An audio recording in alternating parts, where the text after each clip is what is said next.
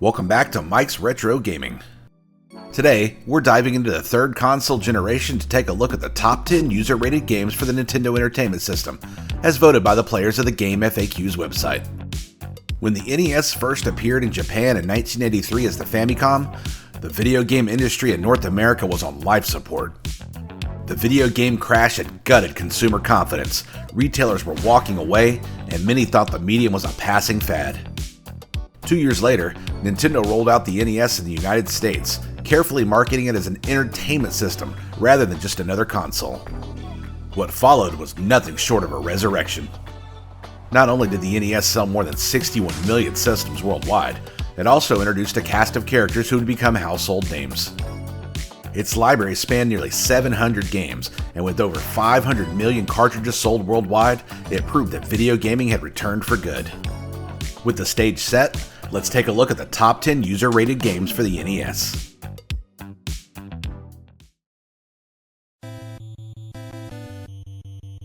Few NES games demanded such sharp reflexes as Mike Tyson's Punch-Out!, which landed in October 1987 with its distinctive mix of timing and pattern recognition.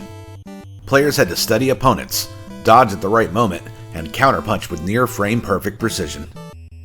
Difficulty escalates quickly, balancing subtle tells with just enough randomness to keep every match tense. Sound design was key, from the ringing bell to the satisfying smack of well-timed counterpunches. Competitive speedrunning has kept the game alive decades later, as players push to shave fractions of a second off every fight. With sequels on the SNES and Wii, and a mix of iconic boxers, it showed how solid mechanics and good characters could endure across console generations.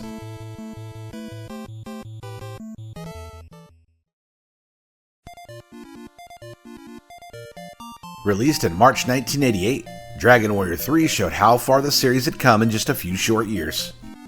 Unlike the fixed trio from the second game, this entry expanded the party to 4 characters, letting players recruit allies of their own choosing from Luisa's Tavern. The freedom to mix classes made every playthrough unique. A striking day-night cycle added atmosphere and variety, while the soundtrack remains one of the most memorable on the NES. The difficulty found a sweet spot, avoiding the grind-heavy spikes that frustrated many in Dragon Warrior 2. Most impressively, its story bridged the gap with the first 2 games, tying the trilogy into a single saga. Its blend of freedom, balance, and storytelling secured its place as the pinnacle of the original trilogy.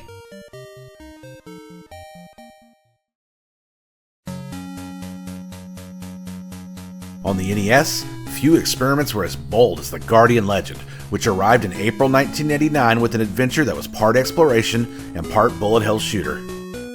It explored a similar fusion to Blaster Master, though with its own distinctive look and challenge. Responsive controls made weaving through swarms of projectiles easy, while a wide variety of bosses pushed players' reflexes and pattern recognition to their limits. Its soundtrack showcased the NES hardware impressively, adding energy to both exploration and combat. Yet for all its innovation, the game is equally remembered for its atrocious password system, a cumbersome obstacle compared to the battery saves appearing on other games of the era. Even with its flaws, it's remembered as one of the NES's boldest hybrids.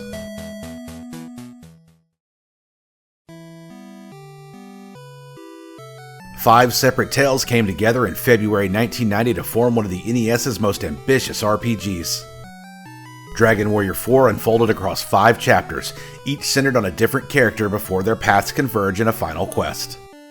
This chapter-based structure gave unusual depth to party members, making them feel like true protagonists, rather than silent companions. The soundtrack further distinguished each chapter, with themes that reflected tone and setting. Exploration remained at the heart of the experience, but the pacing benefited from a smoother difficulty curve and less grind than earlier entries. By weaving together episodic storytelling with traditional role-playing mechanics, the game bridged the early trilogy with the more character-driven direction the series would embrace in later generations.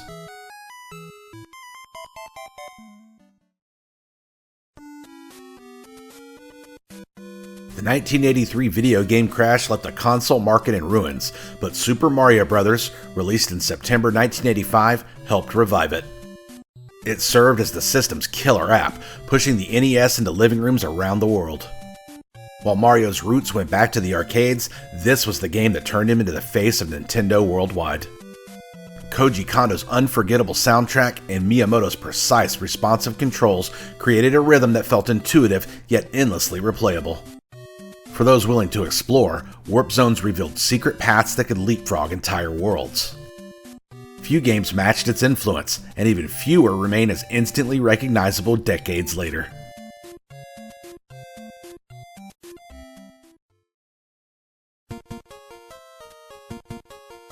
Contra exploded onto the NES in February 1988 with pure run-and-gun intensity.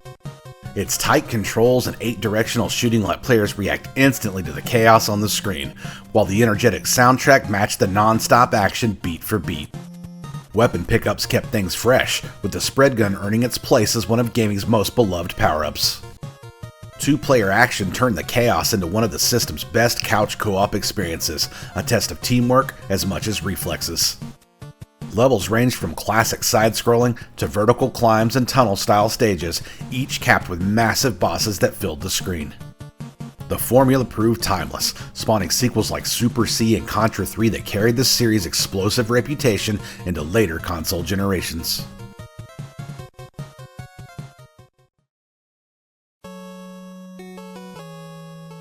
By late 1990, Capcom had perfected the NES action platformer formula, and Mega Man 3 showed just how they had mastered their craft. It introduced a slide mechanic, giving players more mobility than ever, and Rush, a transforming robot dog who expanded on the simple tools of the first two games. The Robot Master lineup, from Snake Man to Shadow Man, remains one of the most creative in the franchise, and, as always, each ability expanded Mega Man's arsenal. Proto Man's sudden duels injected tension and left players wondering whose side he was really on. The soundtrack stood out even amongst Capcom's best, while the sheer length and variety of stages gave fans more to master. Its scope and innovations helped secure Mega Man's place as one of the NES's defining heroes.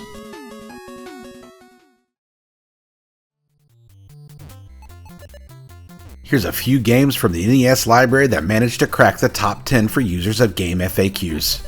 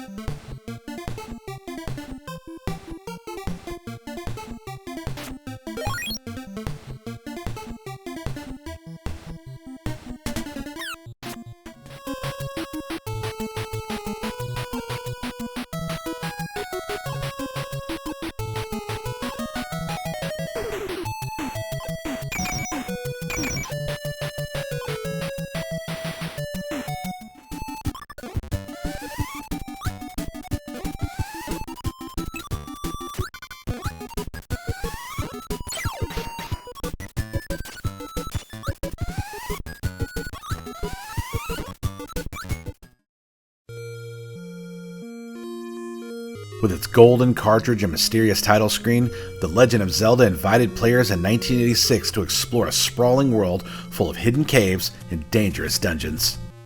Hyrule offered no set path, and dungeons could be tackled in different orders, letting players shape their own journey. Every screen held possibilities, with the game's secrets concealed behind stone, water, and even wood. It was the first NES game with a battery save, freeing players from the long, error-prone passwords that plagued other adventures. Koji Kondo's overworld theme became inseparable from the feeling of adventure, while the remixed second quest doubled the challenge. For many players, it was the first time a video game felt like an entire world waiting to be explored. The jump from Mega Man to Mega Man 2 was dramatic, and in 1989, the sequel delivered the polish and scope that made the series legendary. Stage and boss design advanced significantly, combining clever mechanics like Metal Man's conveyor belts with unforgiving hazards like the Quick Man lasers. New traversal items let Mega Man create platforms, climb walls, and soar over gaps, and they were often essential for uncovering hidden energy tanks. Its soundtrack is often ranked among the NES's finest, with themes like Wily's Castle still celebrated today. The difficulty struck a fairer balance than the punishing original, while also including a harder mode for players who wanted an even greater challenge. The result was a sequel so well crafted that it became the blueprint for every Mega Man game that followed.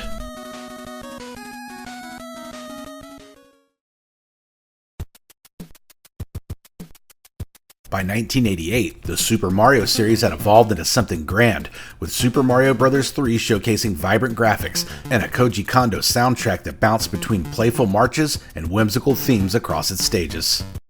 Power-ups redefined the gameplay, with the Super Leaf granting flight, and suits like Tanuki, Hammer, and Frog opening up new ways to navigate and fight. For the first time, an overhead map tied everything together, letting players chart paths, uncover secrets, and use warp whistles to skip ahead. Each world finished with an airship assault, an auto-scrolling gauntlet where Cannon Blast filled the screen on the way to a Koopaling showdown. Super Mario Bros. 3 holds the highest GameFAQs user rating of any NES game, proof of its masterful design. Hey, Mike here. What are your top 5 NES games? Drop a comment below with your list. Also, please consider liking the video and subscribing to the channel. It really helps us out. You can also check out the links above to sate your appetite for more retro gaming videos. New content is always around the corner. Until next time.